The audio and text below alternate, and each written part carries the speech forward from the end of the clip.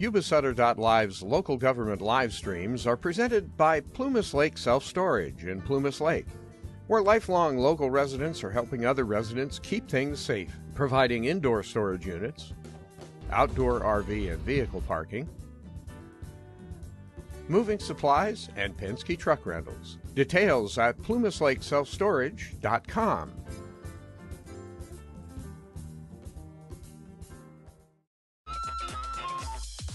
Skip's Marysville Music Cafe, with lessons, in person and personalized. Instruments including guitars and amps, horns, strings for instruments, and a myriad of music and sound equipment. Skip's Marysville Music Cafe.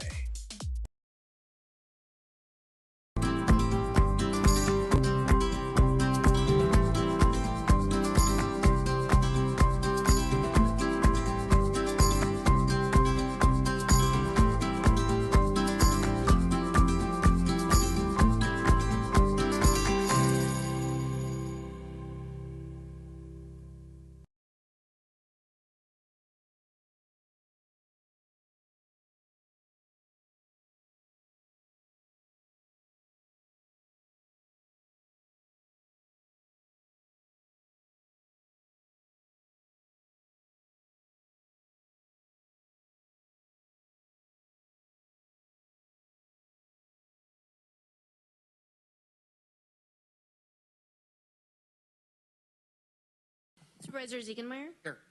Supervisor Baines? Present. Supervisor Conant? Here. I'd like to ask Richard Laughman of St. James of Jerusalem Episcopal Church to lead us in a prayer.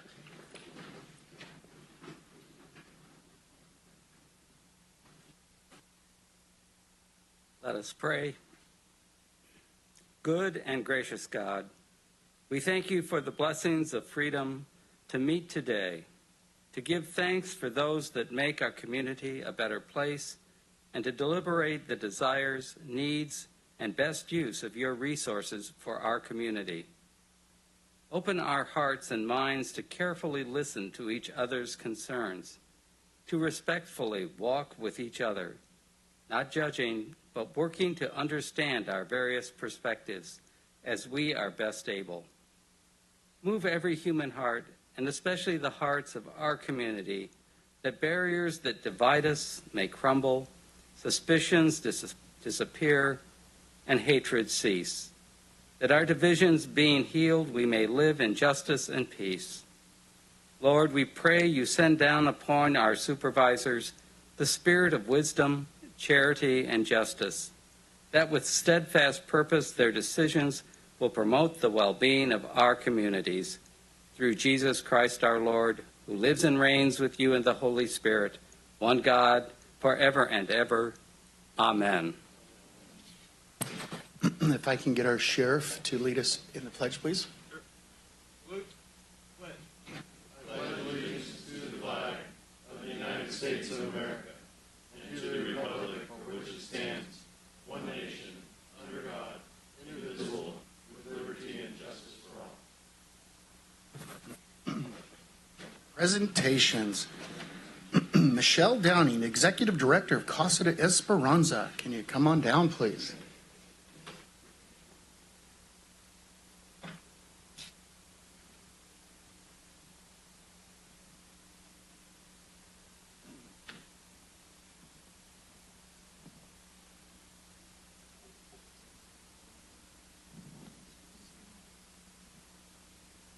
We are celebrating Domestic Violence Awareness Month this month, October 2022.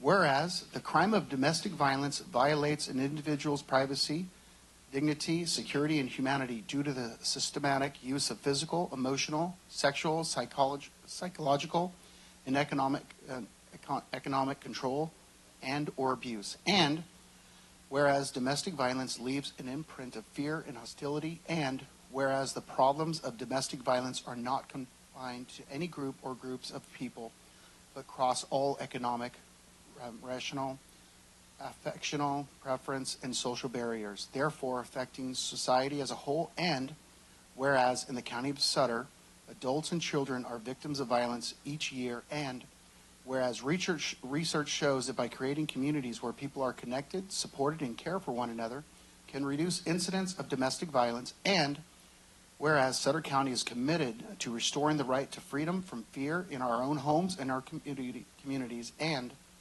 whereas in our quest to impose sanctions on those who break the law or perpetrating violence, we must also meet the needs of victims of domestic violence and their children, who often suffer grave financial, physical, psychological losses.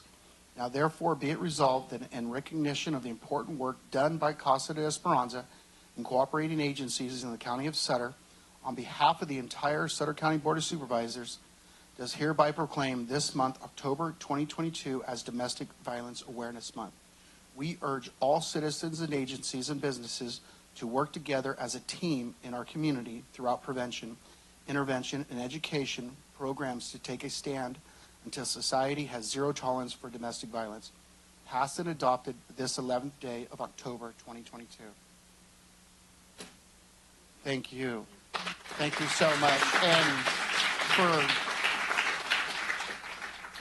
I remember, there's some of us on this board when the fire happened over there at Casa de Esperanza, and we were able to get that back up and going, and the asset that it is to this community is unbelievable. And the people that volunteer there, not only work there, it's just unbelievable. And thank you for all that you do. Thank you, Sutter County and Board of Supervisors. I appreciate your yearly support and the recognition of domestic violence.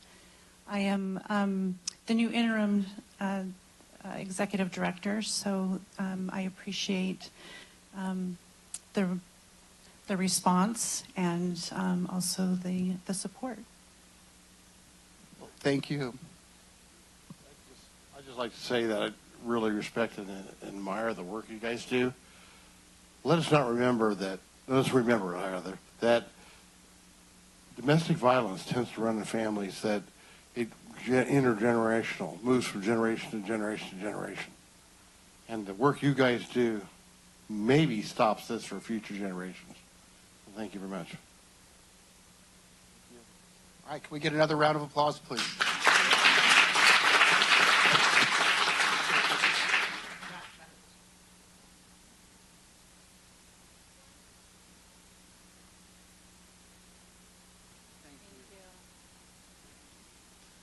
All right, and if we could get Neal Hayes come on down.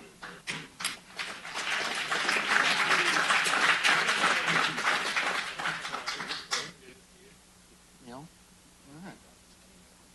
Yeah, oh yeah. Okay, I'm going to read you this and then I'll say some more. Neal Hayes plays a large role for Sutter County in overseeing the consolidation of functions under the umbrella of developmental services. Neal came to Sutter County from the private sector, having spent 8.5 years in business development, sales, and finally as an engineering operations manager with Tykert Precast. Hired as an associate civil engineer in July of 2007, he was promoted to senior civil engineer in 2009.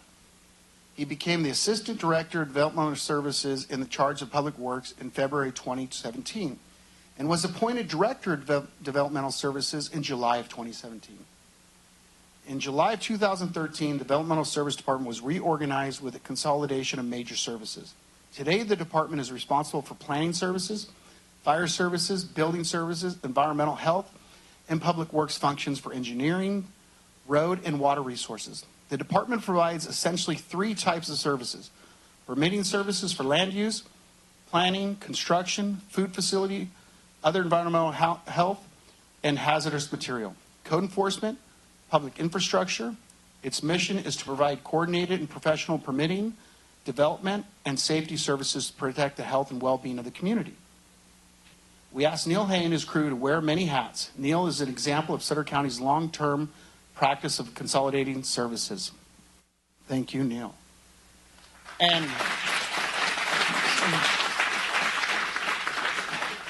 so when you talk about wearing hats and so forth, before I became a supervisor, I was one of those guys that did a couple projects and would come in with it. I have no experience what goes on behind those doors or those counters. So I used to yell at this guy every now and then before these projects. Then I became a supervisor, and started working with them and saw what they deal with and how hard they're worked in that department. And then I apologized. I said, I am so sorry. I totally respect what you all are doing in here. And people don't see that from the outside. They don't realize that we function about 30% down in that department. And we ask so much from not just Neal, but the department. I mean, one person is not successful without the everyone else in that department and everyone else here in Sutter County. So my hat's off to you, Neal. I've enjoyed working with you these last 4 years and everyone that I've been here with, and you really do a lot. And I know you love this place, and we appreciate you working with us, and hopefully you have another 15 years with us. So, but we'll let Neal say a few words, and we'd like to get the crew and everyone down here and get a big picture. Well, I certainly do appreciate the recognition. It has been a fast 15 years. It actually seems like every day flies by. Along the way, I feel like I've made friends in the community. Certainly try to serve yourselves as the supervisors, our CAO, and all the other department heads. I greatly appreciate the presence of so much of my staff, because while I may be the director of the department, it's actually them that kind of implement and perform all of the work that we can for all of our citizens. And a lot of great things have happened to me over the 15 years, but I have to say, in addition to becoming director of the department, which I enjoy every day, essentially meeting my wife 5 years ago at a health committee, and then getting married 2 years ago to Krista, it makes every day more exciting, and we feel like we give back to the community where we live and work. So greatly appreciate the recognition.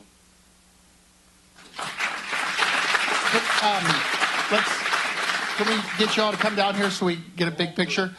And I didn't realize that Neal does a lot of yoga. And I'm like, how does this guy stay so fit? I've lost a lot of hair in 4 years, and he's just gotten fitter. So I need to get into the yoga. What do you mean not anymore?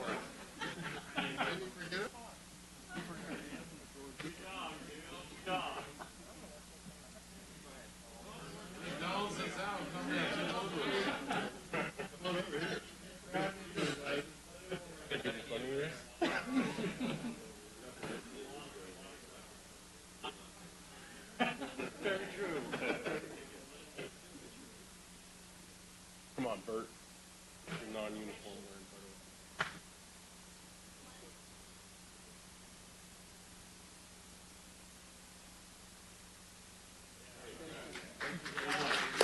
Thank you.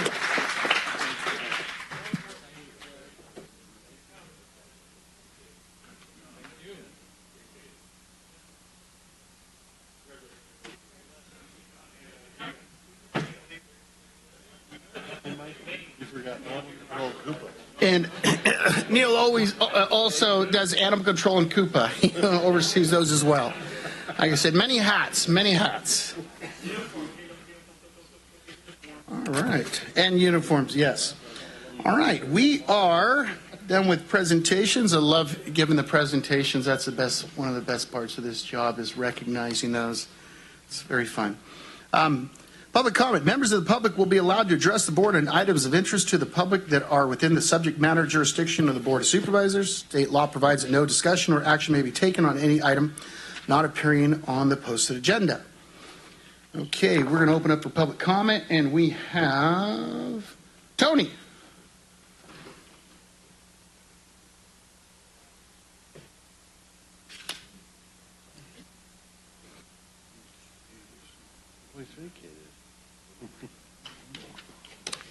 Hello, I'm Tony Farley from Southview City, down in Southview City over there in Sutter County.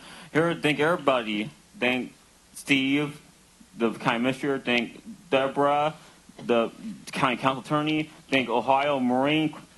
I think funny Sheriff Barnes. I thank everybody. I thank Sarah in her nice blue uniform. I think the engineer guy right there. I thank everybody. Thank you for your service. Wear different hats, different uniforms, different suits. Thank you, Tony. Appreciate that. I'm sure they all appreciate that as well. Next up, we have Tyson Earhart. And I believe we all have your packets that you sent us. Thank you very much, Tyson. Very good, thank you. My name is Tyson Earhart. I'm the school board president at East Nicholas High School. And today we wanted to talk about Sutter Point Lakeside development in particular. And as the Board of Supervisors is well aware, the school district is responsible for negotiating a supplemental mitigation agreement for the impacts of that development on our school. This has been going on for about 1.5 years, and it has kind of, I don't know if stalled out's the right word, but it is my understanding last week, maybe it was the week before last, on a letter dated 10/11, the county supervisors received from the developer's lawyer, essentially saying that East Nicholas High School was not negotiating per our master mitigation agreement from 2007-8. And because you guys were included in that correspondence, we felt it justified to come here and just go on public record with our quick response. And then, as you noted, we followed up with the details in that board pack or that packet. In particular, we had 5 concerns that are included in there. One is Lakeside's refusal to provide any data to support their position that the district's analysis is inaccurate. Lakeside threats that it will no longer negotiate with the district if it does not agree to certain demands. Lakeside's continued breach of the reimbursement agreement and master agreement. They currently owe the district more than $52,000 in incurred costs. Lakeside's demands for items that the district has repeatedly addressed in the past and for which the district has offered options and alternatives to resolve. Lakeside has rejected these alternatives and has not provided any options of their own.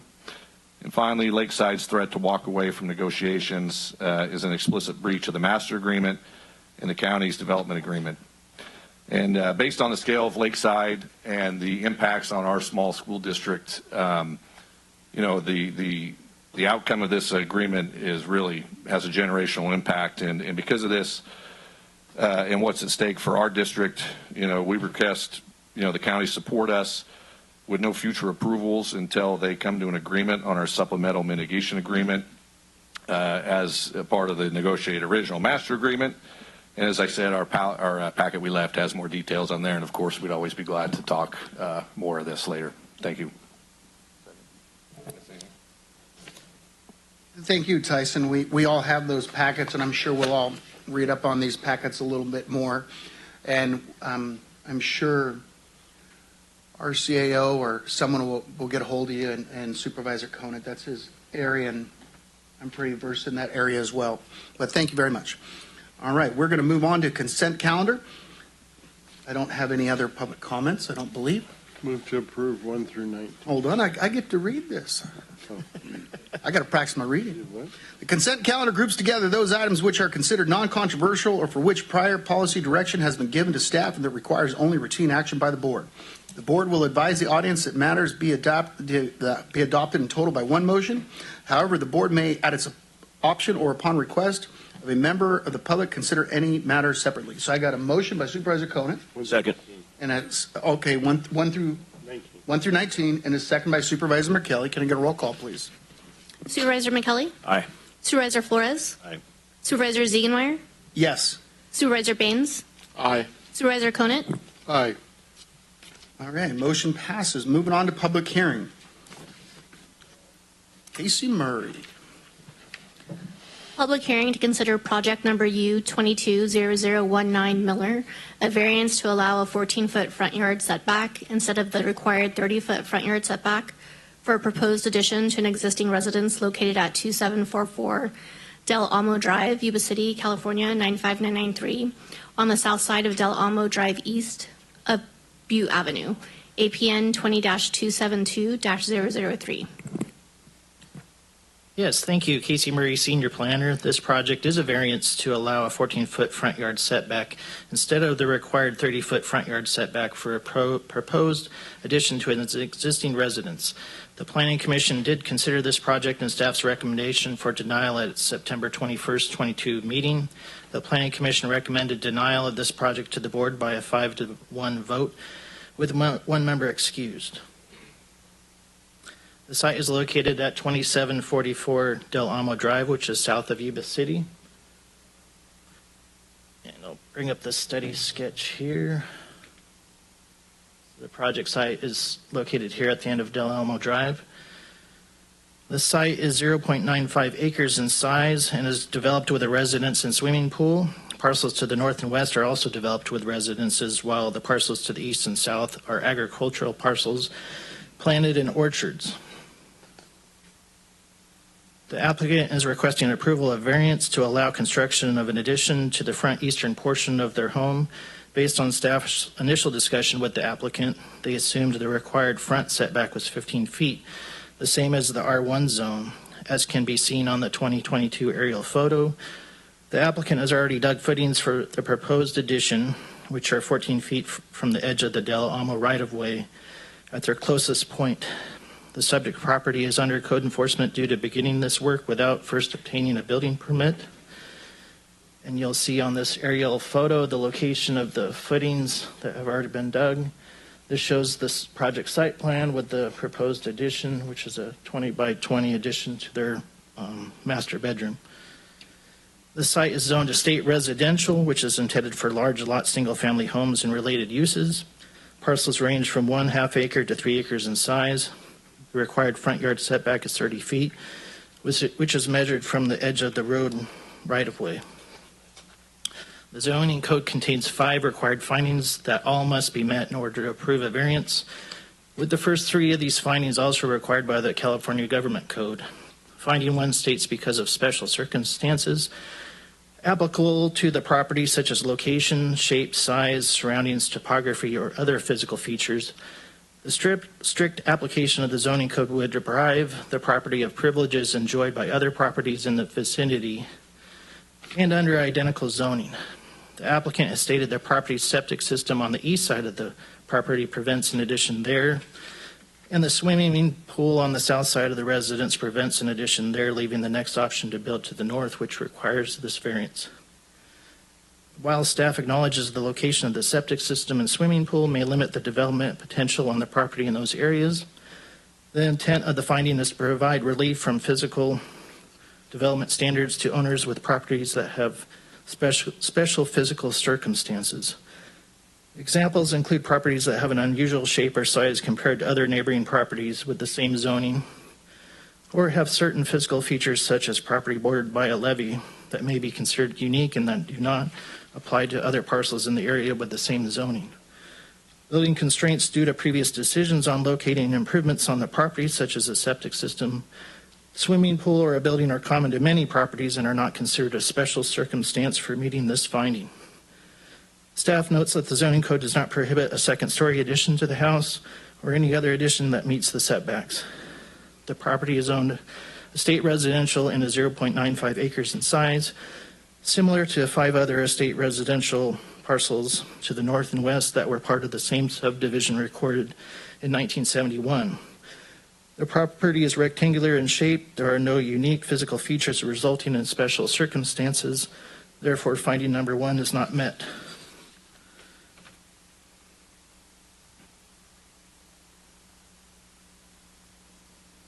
So finding number 2 states the variance will not constitute a grant of special privileges inconsistent with the limitations on other properties in the vicinity under the same zoning.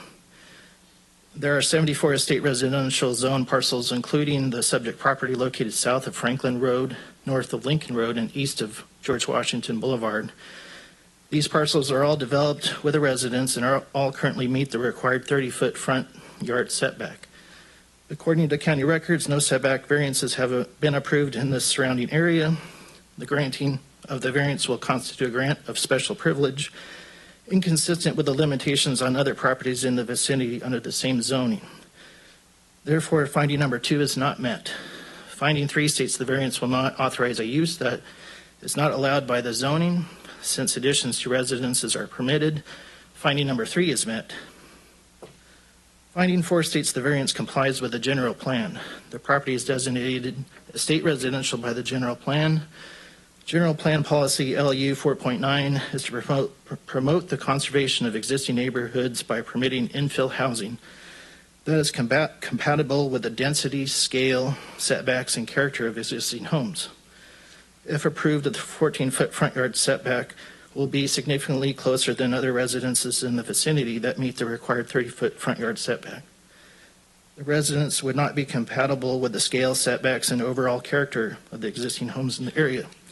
Therefore, finding number 4 is not met. Finding 5 states that approval of the variance subject to conditions of approval will not be detrimental to the health, safety, and general welfare of persons residing or working in the area, or be detrimental or injurious to property or improvements in the area.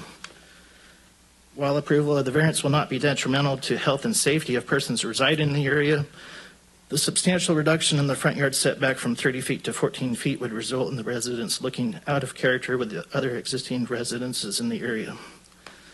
And in addition to the granting of this variance, may set a precedent for other property owners in the area to request similar reduced setback variances.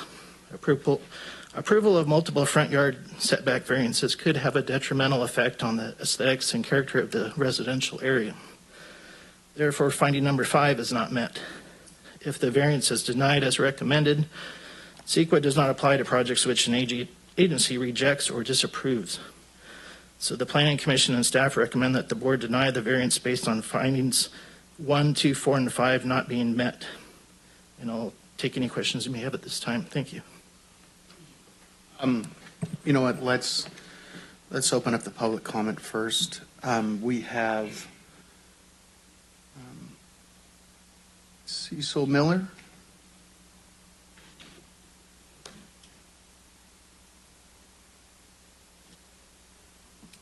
Thank you, Supervisors, for allowing us to be here and talk about this today. When my wife and I found this property almost 2 years ago, the bushes were so tall in front of the house, you didn't even know there was a house there. Totally overgrown, was a massive jungle. But we saw the potential in the home. One problem is with most older homes in this county is houses are small, bathrooms are small, bedrooms are small, hallways are narrow. If you look at new construction of some subdivisions, one in Calusa right now, bathrooms are large, hallways are wide, ceilings are tall. People enjoy different things today than I believe they did in the 70s when they built homes. And that's what my wife and I want to enjoy. We want a larger bedroom, we want a larger bathroom, and a larger closet. To do that, we have to extend our home. So when we bought the home, we thought it was R1. We weren't given the disclosures. Partly our fault, but the market was moving really fast in 2020 when we bought the home, so we had to either get in or get out. So when we thought we had a 20-foot setback from the road, which gave us plenty of room to go into the front yard, then we find out there's an 8-foot right-of-way and a 30-foot setback. We can't do what we're trying to do. That's why we're here trying to change today. We're just trying to add value to the home, value to the house, value, you were looking at more taxes. As far as the footings, in February, our contractor had time. He was between jobs, so he had time to dig the footings. Nothing illegal there. We didn't pour concrete. We haven't done anything past needing a building permit. The idea wasn't to circumvent the system and not get a building permit. He just had time, so I told him go ahead and dig them. Our neighbor across the street, she had an issue with her roof. They had to get it fixed. They had to pull a permit. You guys came out and inspected their build.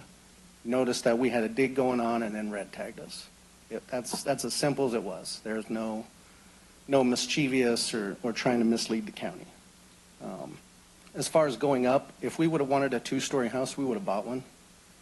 So going up really isn't an option for our family.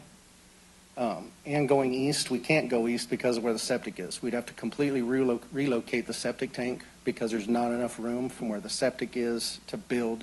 I believe we have to be 5 or 7 feet, Casey would know, off of the septic tank. So there's not enough room to go east. The last resort for us would be to lose a bedroom. And if we lose a bedroom, we lose value in our home. So we're just trying to build a home for our family, a home that fits.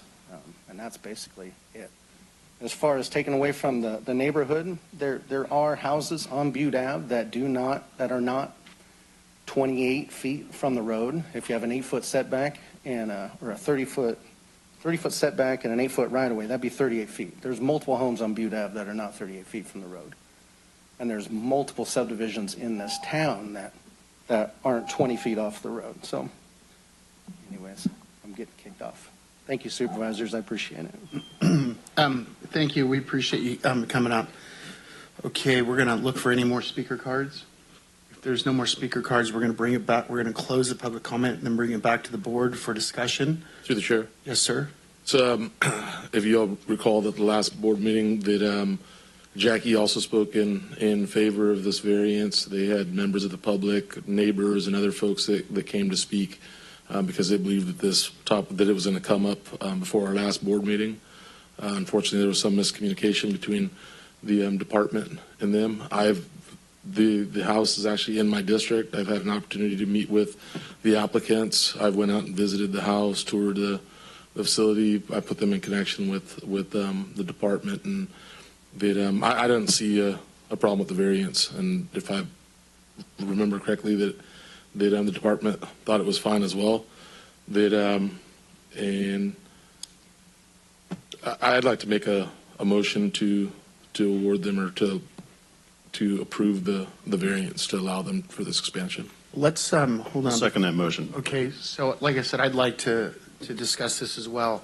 I've had this brought up in my neck of the woods, in my community of Sutter, and I've actually helped an individual on First Street actually because and what they're talking about is we have setbacks, we have rules, all right, so forth, because no one wants you can't have one house sticking out past the other, and these are for, first of all, each road has their width, whether it be a 60-foot, 80-foot, 100-foot, and so forth, and you got to have some sort of encroachment there, future for the county and so forth. And I had an individual, like I said, in my community that wanted to build their house out, and we went out there and we looked at it, and I told him I would support him, and the reason why is because I said, when you look down here on this stretch of area, there's 3 houses that were already sticking out.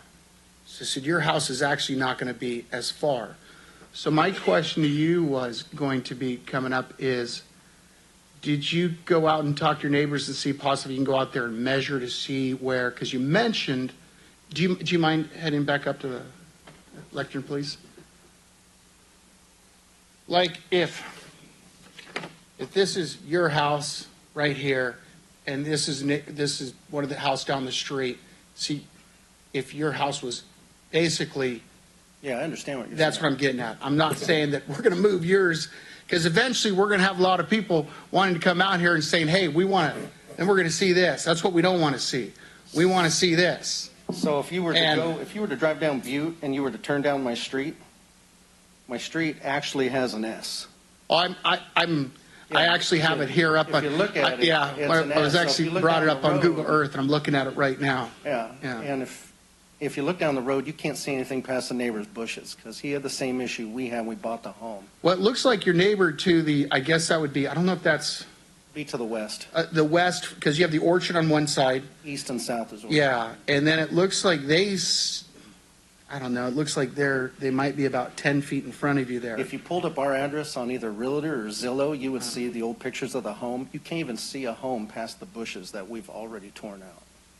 I mean, the amount that we've done to that home has increased the value tremendously just by ripping stuff out. Yeah, but with all due respect, we're not talking about the ripping out the bushes and so forth. Yeah. I don't want to go down another path. We're talking about the expanding in and expanding out. And is it going to, what's it going to do to the community? Are we going to have, is this, we have variances for a reason. Sometimes as a board, sometimes 1 or 2 of us or 3 of us feel that rule wasn't right. So we have those variances to vote on those two, we feel, interpreted our way. So, like I said, looking at this and seeing where that house is at, you wanted to go what?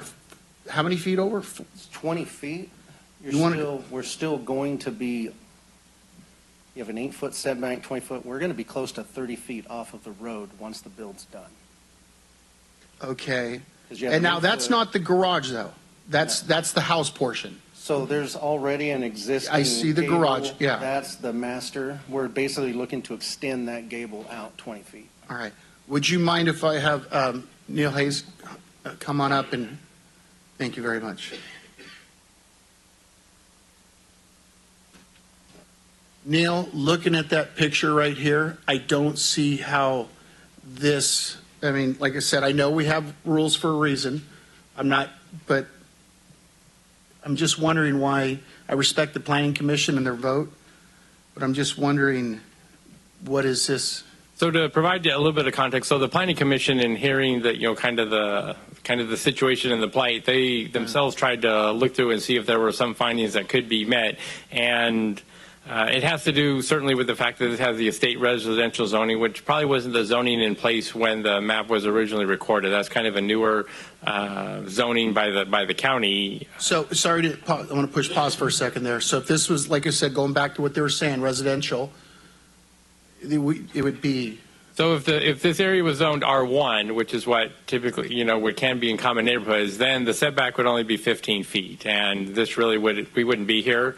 But essentially, these lots out here are, were established back in as Casey mentioned in his presentation, in the 70s, and so it provides for larger lots and setbacks. One of the things that's mentioned in your staff report under the alternative section is the fact that along the road there are a number of other properties that essentially infringe in the county's right-of-way through their front yards. It's fairly common when the county has large rights-of-way, and in this instance on this roadway, the right-of-way is 55 feet. The road itself, the paved road, which it's a two-lane road, essentially is 28 feet.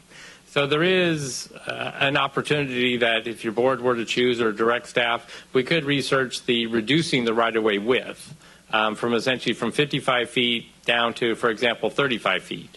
That would still provide for a two-lane paved road that we have.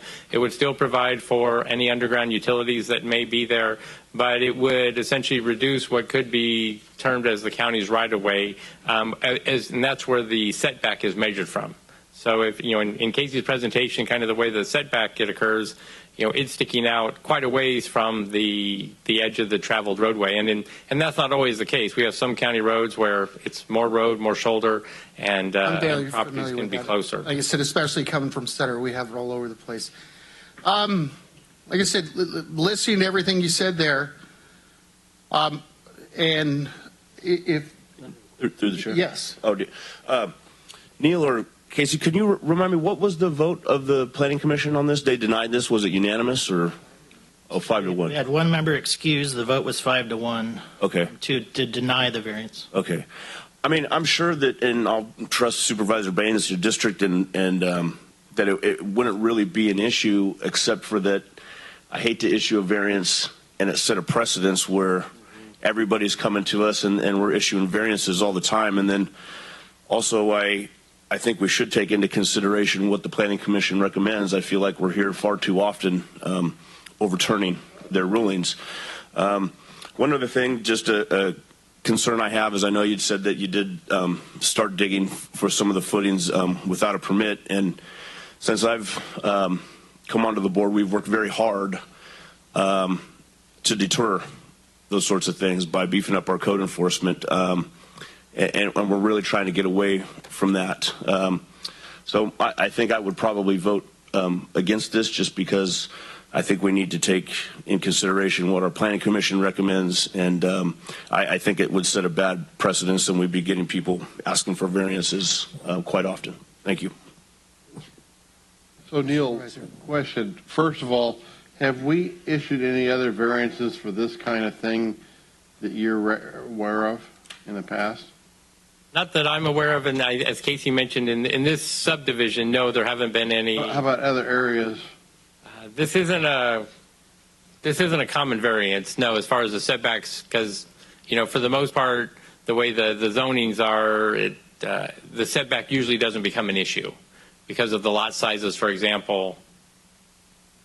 And the next question is maybe more of a council question. Would this set a precedent for other?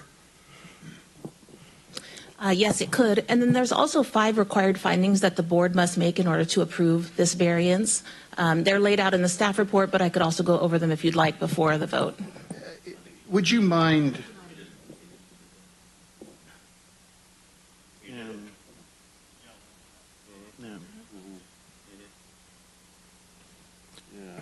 All right. To the chair. Yes, sir. I have a question.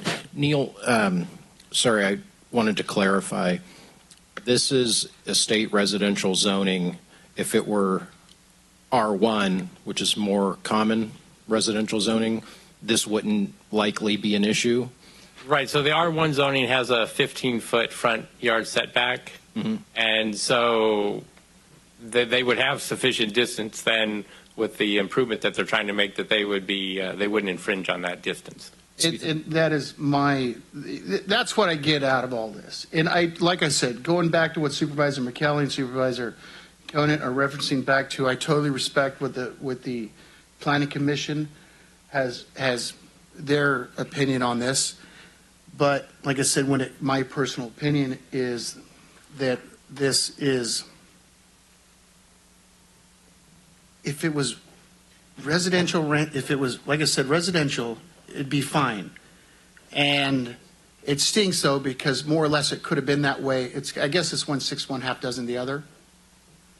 And so I personally am not going to hold that up. The fact that I see this happening in my district, I see a lot of homes like this, and I know this is I don't personally believe in by setting one variance, it's setting a precedent. I believe in hearing everyone out. That's what we got elected for, and so forth. But it is what it is. Like I said, we'll bring it back to Supervisor Baines through a motion out there. Supervisor. To the chair. Yes. Can I? Sorry, my apologies. I just want to clarify.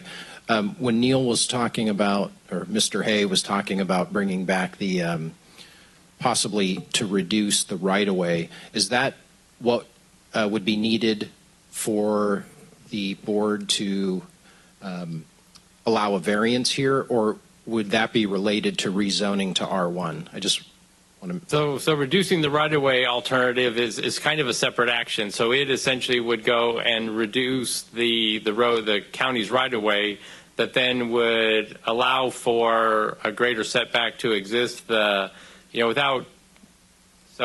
taking some just approximations, it would allow for, if, for example, the right-of-way was reduced from 55 to 35 feet, it would give approximately a 22 to 24 foot setback to their planned improvement based on the information that's been provided. That's still not a 30-foot setback, but that's trying to take into account kind of the existing road and how it does kind of and weave through the neighborhood. And but it would be, we'll say, one, it'd either be less of a variance for your board to consider, but that's essentially a different alternative. The way the county zoning code is written and ordinances apply to this is that, as Casey mentioned in the staff report, it's a matter of finding findings that, determining that, there are some aspects of the property that are unique or different that feel, qualify for the variance. And Casey tried to outline, from his sense as to why the issues are. The property owners have outlined that, the way the existing property is, they're definitely limited on how they can build, that may be considered unique to the parcel. For example, it has a pool in the back and has a septic field on the east side, so they can't go in either of those directions, and on the west side is their garage. So they, have some limitations there, and it would help, staff, and what's kind of mentioned in the staff report is that if your board were to, want to go in that direction, then to have us essentially return at the December 6th meeting for a discussion of the findings, so that, because we need to recommend the findings, and essentially CEQA then also applies, that if a variance is issued, then there has to be a CEQA document prepared. If the no variance is granted, then it's exempt from CEQA, but if a variance is granted, then there has to just be, and that CEQA document then would have to be approved by your board.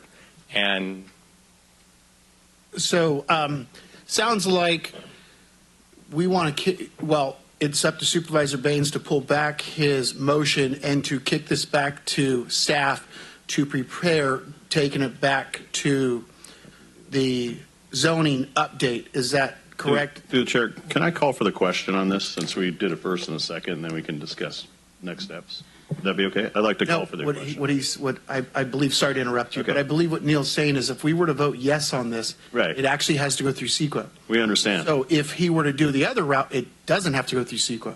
Right, but the property owner understands this as well, I'm sure, right? Correct? You understand that, correct? Okay. So you're prepared to go through CEQA and everything else? Neal, can you explain that a little? No, if we were to vote for a variance here, you would have to go through SEQA. So Casey's explained to me that essentially for CEQA in this case, there would be a categorical exemption if a variance were to be issued. Okay. All right. Chairman, so with the call of the question, I believe it was to recommend approval of the variance. I just need to add to that motion that you also approve the required findings and find that CEQA does not apply to this project. You have to agree. That's fine.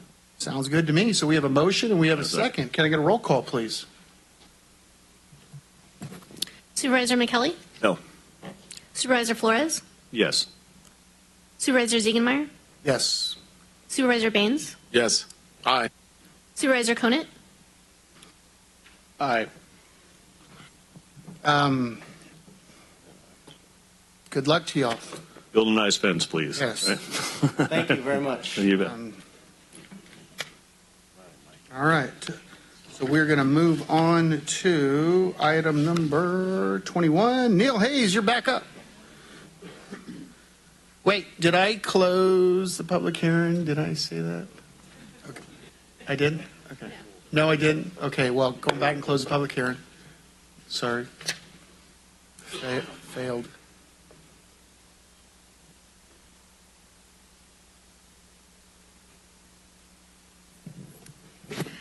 Adoption of a resolution authorizing the Director of Development Services to submit an application to Cal Recycle for rubberized pavement grant TRP 15 FY 2022-23 and to execute all documents related to the administration of grant. Good afternoon, Honorable Board of Supervisors. My name is Scott Riddle. I'm a senior civil engineer with Development Services. The future of recycling depends upon the creation of stable and sustainable markets for recycled secondary products.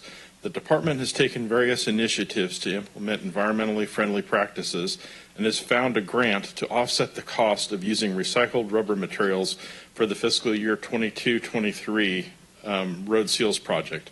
The Development Services Department is applying for grant funding through Cal Recycle in the amount of $148,800 to offset the cost for using rubberized chip seal as part of the next seal project. The rubberized chip seal will create a more flexible layer in the Cape seal process and is typically utilized for road rehabilitation.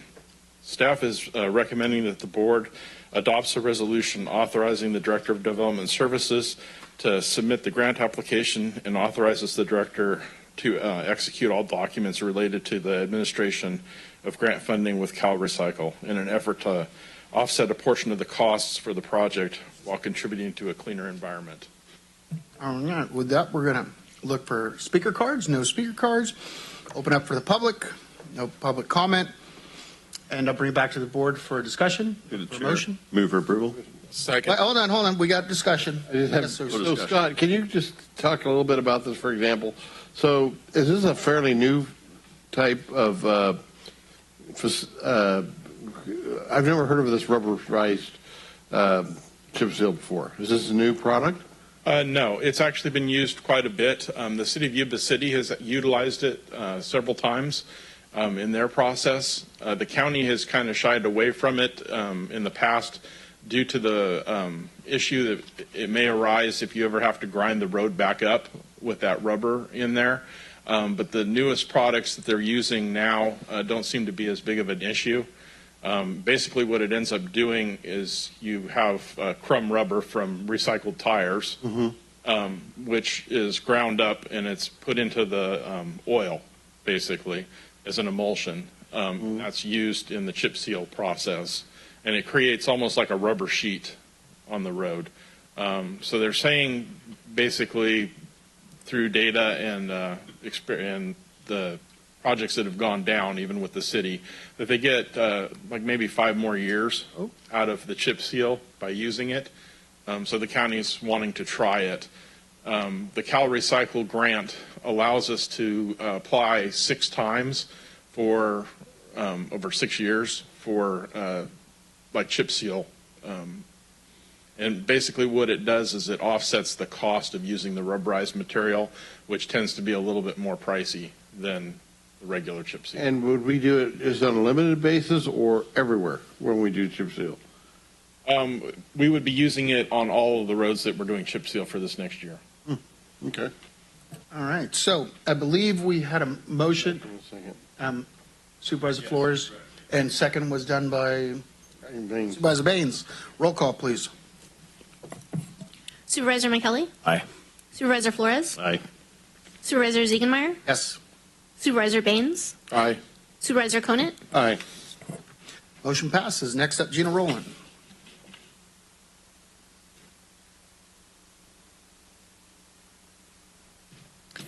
Appointment of Michael Sullinger as Public Defender for Sutter County, effective October 22nd, 2022. Good afternoon, Chair, members of the Board. Gina Rowland, Human Resources Director. The recommended action before you is to appoint Michael Sullinger as Public Defender for Sutter County, effective October 22nd. The Board of Supervisors previously approved the appointment of Michael Sullinger as the interim Public Defender in January of this year, following the retirement of longtime Public Defender Mark Vanden Heuvel. So after consultation with the Superior Court, the County Administrator recommends the at-will appointment of Michael Sullinger as the Public Defender.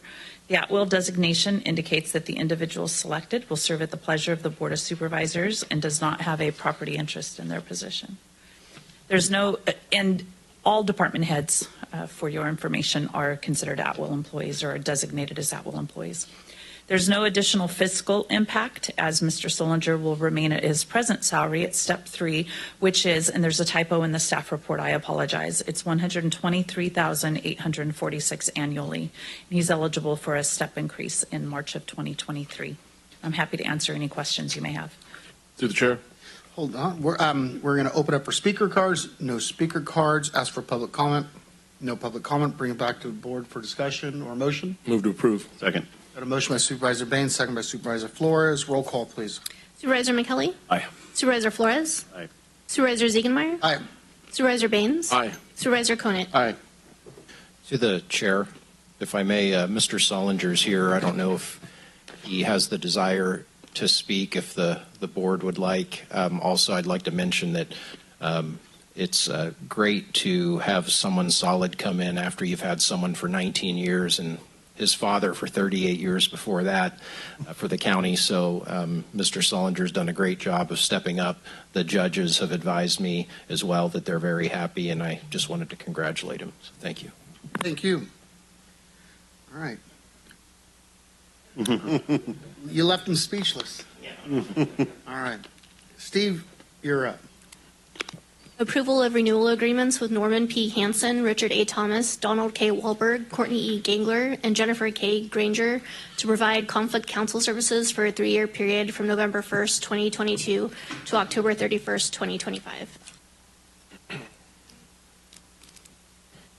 Good afternoon, Chair and members of the board. Laura Granados, Principal Analyst of the County Administrator's Office. As she mentioned, this is a routine renewal of agreements for conflict counsel services. When the contracted public defender attorneys have a conflict of interest, for example, for a robbery or a gang type of situation, the public defender only represents one of the defendants. County is legally bound to provide defense counsel for all individuals who are charged with a criminal offense and are financially unable to pay for attorney representation. The county has traditionally maintained agreements with several local attorneys to provide conflict attorney services. When contracted conflict counsel are not available, the court must appoint private attorneys at an hourly rate, resulting in a higher cost to the county. These agreements are similar to previous years with the exception of a change in terms.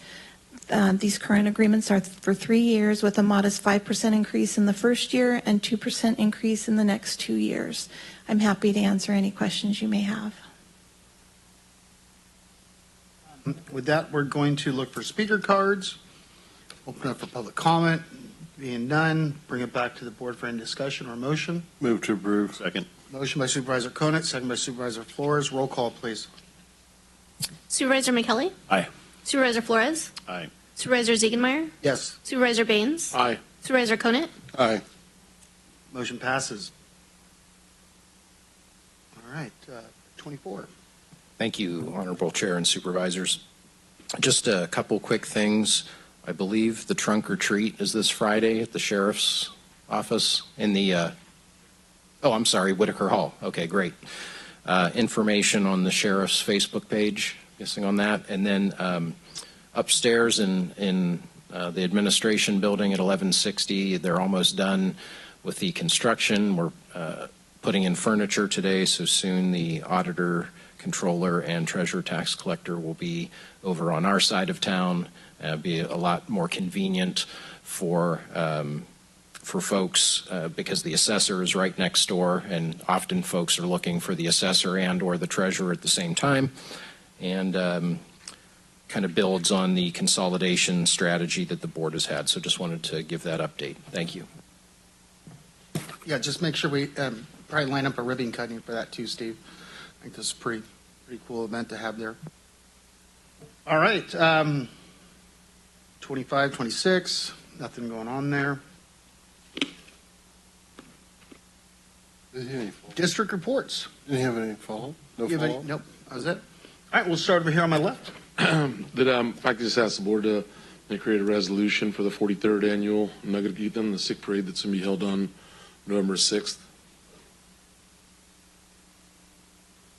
Do we need it as a formal motion, or? Yeah. I think it could be fine as one the collective motion that's made. We'll do it as one That'll work? motion. Okay. Yeah, and then real quick, also, if I had a letter of sympathy and condolences sent to the family of Ingrid Singh. Yes, sir. Those are reports too for the district? Uh-huh. Okay, great. So Spooktacular Run is coming up this weekend. That's on Saturday. It's a 5K run sponsored by the Yuba-Sutter United Way over at Gaucher Park. I plan on riding a quad, not running, but if anyone else wants to run, I highly encourage you to come and do that. There's a new Mexican restaurant on Plumas Street. Iguanas will be opening up here. She told me yesterday that it'll be about 3 weeks.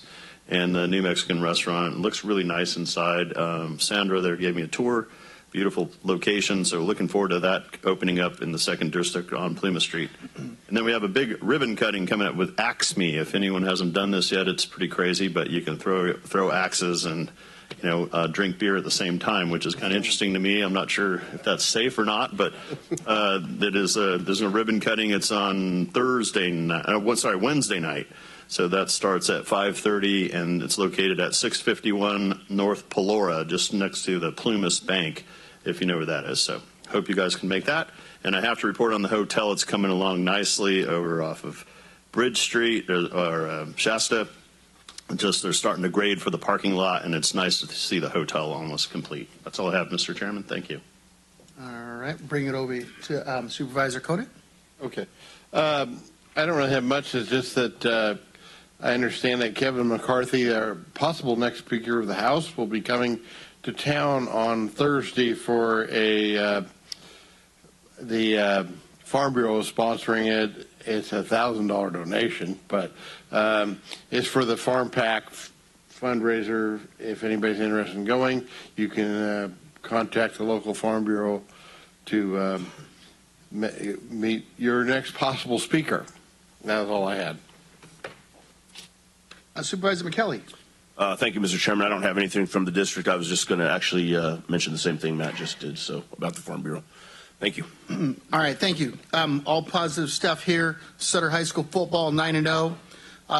Play Wheatland this Friday. Anything can happen in those Wheatland and Sutter games, so scary game. Wheatland, actually Sutter was 21-0 playing Wheatland. This was back in, gosh dang it, 1997.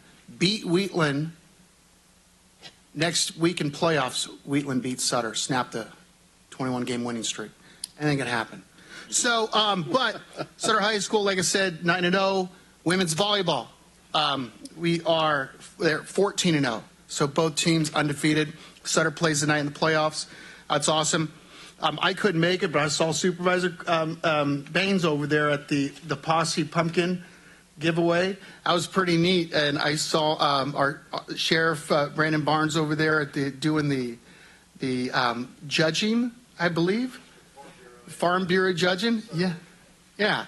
So I take my hat off, for you guys going out there and getting out there in the community on your day off away from your families and going out there. I know Sheriff Barnes has a brand new grandbaby, so it takes away from that and so forth. But like I say, when someone says that, how come so-and-so, you don't have meetings, you don't have this? I'm like, we're out in the community.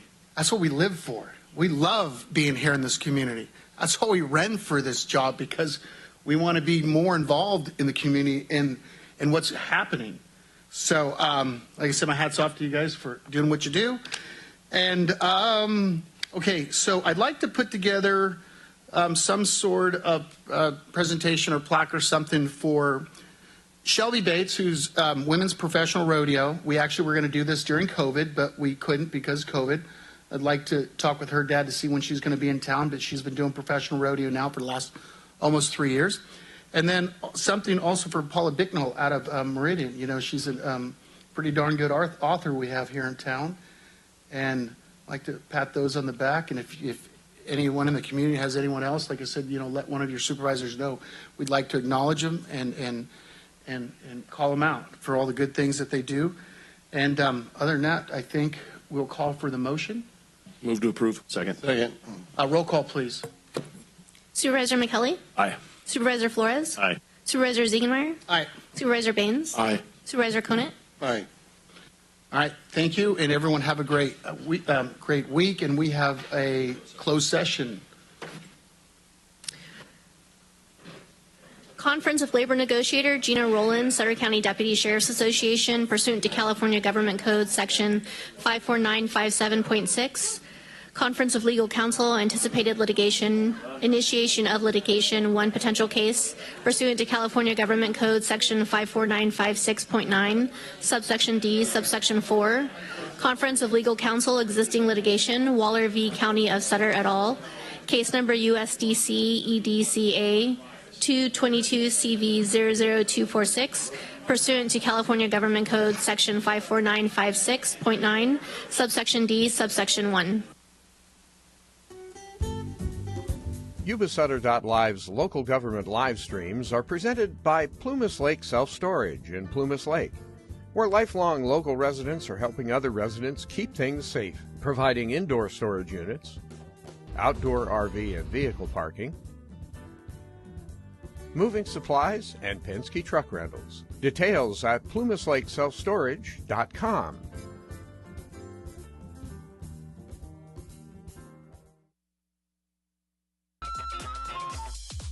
Skip's Marysville Music Cafe, with lessons, in person and personalized.